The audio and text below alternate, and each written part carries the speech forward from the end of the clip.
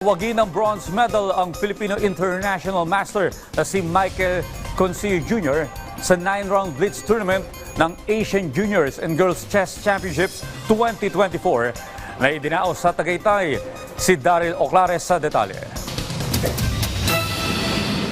Nasungkit ni Filipino International Master Michael Concio Jr. ang bronze medal para sa Blitz event ng katatapos lamang na Asian Juniors and Girls Chess Championships 2024 na isinagawa sa Knights Templar Hotel sa Tagaytay. Nakapagtala si Concio ng 6 na panalo, 1 talo at 2 tabla para makakolekta ng 7 puntos sapat para masolo niya ang ikatlong pwesto. Magandang pambawi ito para sa 19-year-old wood pusher kasunod ng kanyang mapait na kampanya sa standard kung saan naman niya naibulsa ang 9th place habang 10th place naman siya para sa rapid. Sa kabila nito, marami umanong natutunan si Concio na dadalhin niya sa mga parating pa niyang kompetisyon. Naisip kong sadyang marami pa talagang kulang sa akin. Pinapangako ko naman sa sarili ko na babawi ako.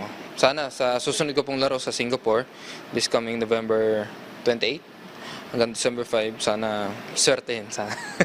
Nagpakitang gilas din si FIDE Master Christian Giancarlo Arca na nagtapos sa 8th place ng standard at parehong 9th place para sa rapid at blitz. Ibinahagi naman ni Arca na mas pag-iigihan niya ang ensayo lalo't pangarap niya na makamit din ang titulo bilang Grandmaster. Tingin ko yung kailangan ko i-improve talaga is yung positional understanding ko is and sa endgame na din po. And para makuha yung GM title, kailangan ko talaga magbasa ng chess books and sa chess books about sa positional understanding and sa endgame po.